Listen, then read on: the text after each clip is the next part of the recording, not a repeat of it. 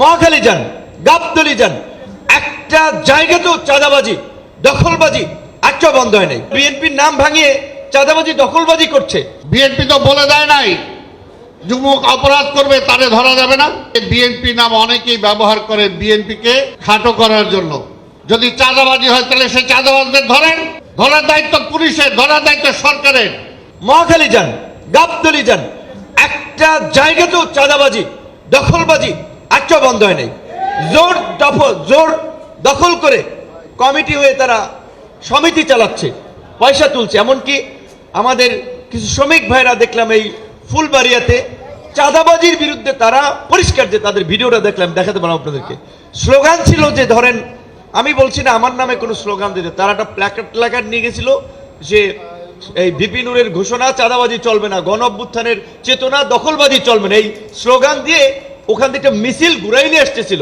এলো ভিশন মুশকিল আসান অফার। যে কোনো ব্র্যান্ডের পুরনো ফ্রিজ নিয়ে চলে আসুন ভিশন শোরুমে আর নিয়ে যান নতুন ভিশন ফ্রিজ 20% পর্যন্ত ছাড়। সেইখানেই তাদের উপরে হামলা হয়েছে। কেন তারা এইখানে মিছিল নিয়ে আসলো? এবং এই যে ঢাকা সড়ক পরিবহনের এনায়েতুল্লাহর জায়গায় নতুন এনায়েতুল্লাহ যে তৈরি হচ্ছেন, সাইফুল সাহেব বলা উচিত না। তারা বিএনপির নাম ভাঙিয়ে চাঁদাবাজি দখলবাজি করছে, বিএনপির ঘাড়ে বদনাম তুলে দিচ্ছে। কিন্তু এই লোকগুলো বিএনপির জন্য কি করেছে আমি জানি না। বিএনপি তো বলে দেয় নাই যুবক অপরাধ করবে তারে ধরা যাবে না। কাজে বিএনপি নাম অনেকেই ব্যবহার করে বিএনপিকে খাটো করার জন্য, বিএনপিকে সমালোচনা করার জন্য। সরকারের দায়িত্ব সরকার পালন করলেই হয়।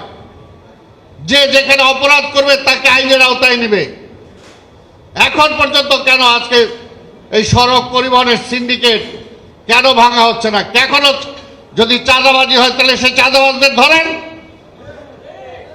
ধরার দায়িত্ব পুলিশের, ধরার দায়িত্ব সরকারের, ধরার দায়িত্ব সরকারের ম্যাজিস্ট্রেটদের। এটা তো বিএনপি যায় ধরবে না। তো এই কথাগুলো কিন্তু আমাদের মনে রাখা দরকার। আমাদের দলের ভারপ্রাপ্ত চেয়ারম্যান তারেক রহমান কিন্তু পরিষ্কার বলে দিয়েছেন, পরিষ্কার, যে এই ধরনের কোনো কাজকর্মের সাথে দলের কোনো সম্পর্ক নাই। যদি কেউ থাকে তাহলে তার বিরুদ্ধে ব্যবস্থা নেওয়া হবে। আবার নিয়েছেন অনেকে।